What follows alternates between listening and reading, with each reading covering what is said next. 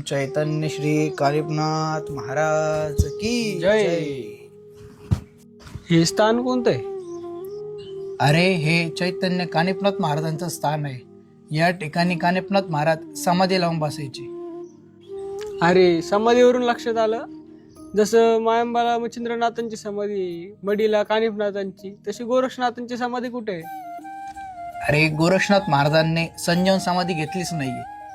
नवनाथ भक्तिसार ग्रंथातील 40व्या अध्यायात असं सांगितलं आहे की गोरक्षनाथ महाराज हे गिरनार पर्वतावर दत्त आश्रमात राहिले आणि त्या ठिकाणी आजही त्यांचं वास्तव्य आहे. मग ते गिरनार पर्वतावर गोरक्षनाथ टेकडी ते त्यांचं मूळ स्थान आहे का? अगदी बरोबर, ते गोरक्षनाथ महाराजांचं मूळ स्थान आहे आणि गोरक्षनाथ महाराज हे दत्त महाराजांसोबत अजूनही नित्य परिक्रमा करतात.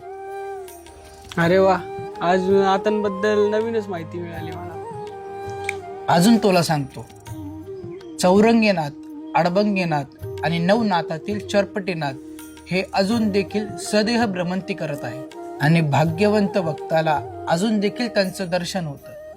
हे कशावरून म्हणतो तू?